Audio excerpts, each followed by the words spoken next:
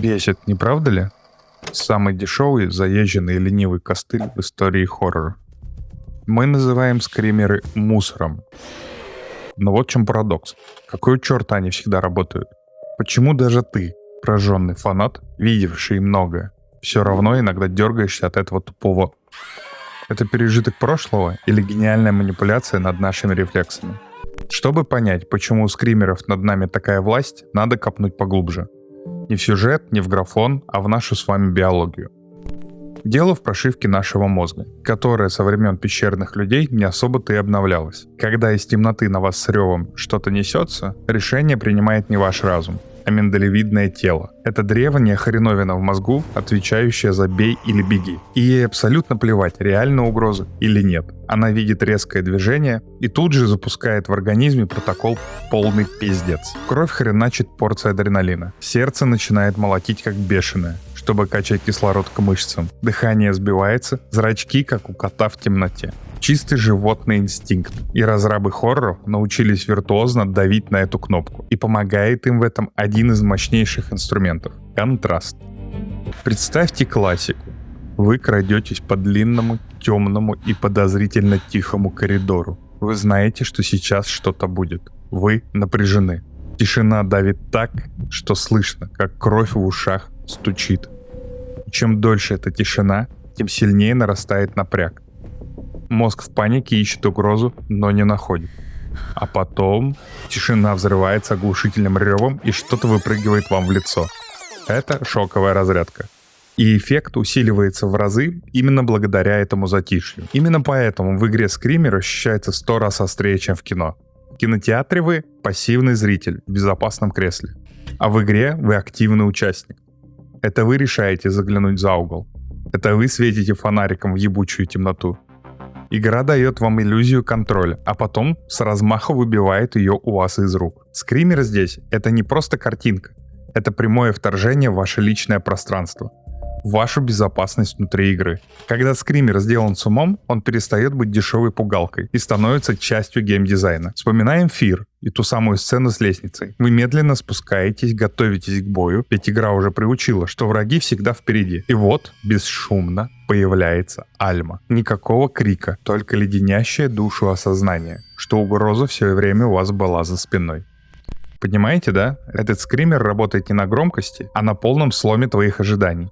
Он не просто пугает, он говорит тебе: чувак, ты не в безопасности. Нигде не в безопасности. Более того, монолитовцы гениально разместили кучу таких моментов на периферии. Многие из них можно вообще не заметить, если не обернуться в нужный момент. И от одной мысли, что ты мог что-то такое пропустить, становится еще страшнее. Или Dead Space. По сути, каждая встреча с некроморфом — это скример.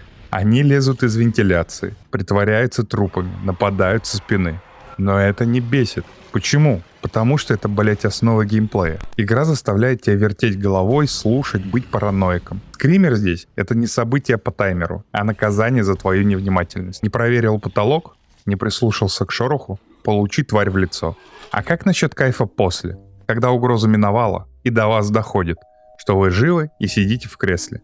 Мозг в это время испытывает облегчение. Адреналин сменяется дофамином, гормоном удовольствия. Мозг этот резкий скачок от паники к облегчению воспринимает как эйфорию. Именно поэтому мы часто смеемся после того, как нас хорошенько напугали. Это не просто нервы, это биохимическая награда за то, что ты выжил. Ты получаешь весь спектр ощущений от смертельной опасности, оставаясь в безопасности. И за этим коктейлем из ужаса и эйфории мы и возвращаемся. Но если все так, то почему слово «скример» стало практически ругательством? Почему ценители хоррора морщатся при одном его упоминании? Ответ в другой особенности нашего мозга — способности к адаптации. Мозг — это машина по распознаванию паттернов. Напугайте его одним и тем же способом дважды, и на третий раз он уже будет готов. На этом и горят большинство игр.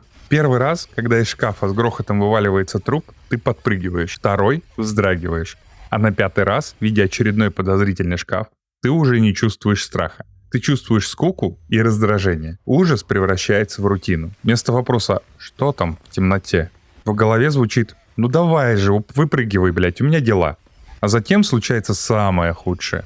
Ты начинаешь сам себя развлекать, играя с преследователем. Ну давай же, Бобик, ко мне. И это и есть главный грех дешевого скримера. Его предсказуемость. Он не уважает игрока. Схема одна. Затишье, напряжение, резкий звук. А когда игра строится только на этом, она превращается в тир, где вместо уток — монстры. Это просто лень геймдизайнера, который не может или не хочет создавать атмосферу. Яркий пример — FNAF. Концептуальная игра гениальна в своей простоте. И да, первые пару раз скримеры и аниматроник, означающие твой проигрыш, пугают до усрачки. И что потом? Игра превращается в симулятор менеджера.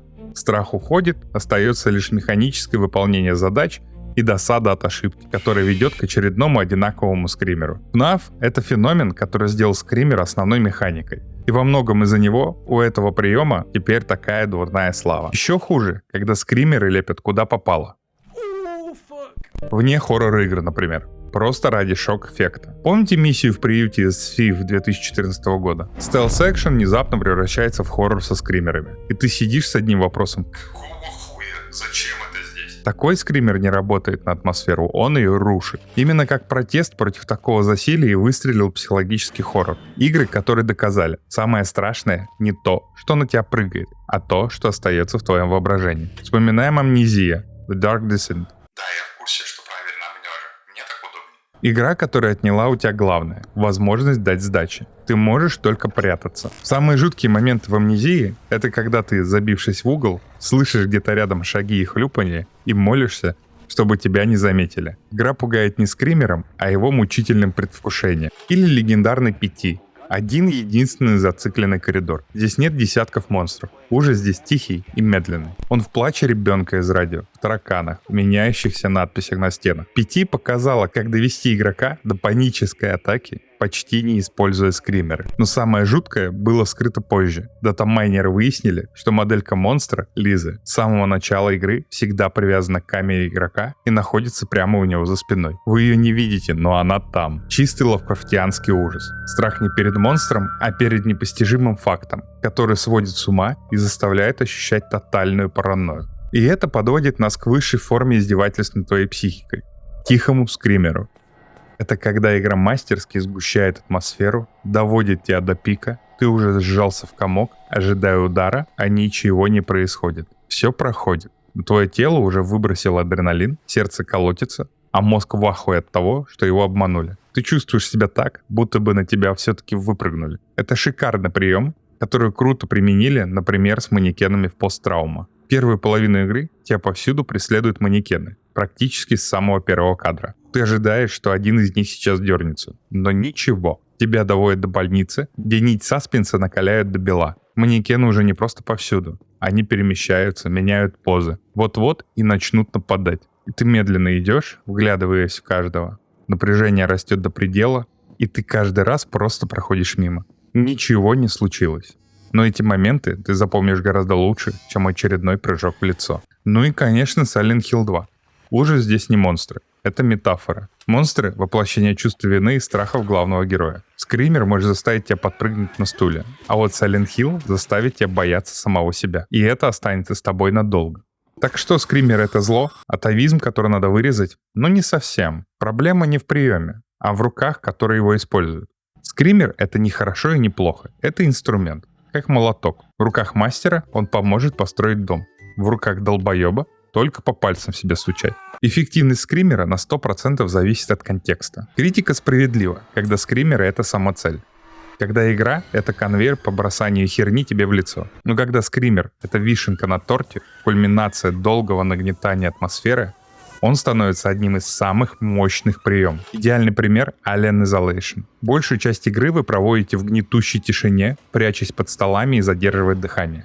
Атмосфера тотальной беспомощности — вот главный двигатель ужаса. А скример здесь сам чужой. Но он не появляется по скрипту. Он динамически, сука, непредсказуемый ИИ, который на тебя охотится. Когда он резко выпрыгивает из вентиляции, это скример. Но это не дешевый трюк. Это твоя ошибка. Ты шумел. Ты стоял на открытом месте. Ты не проверил потолок.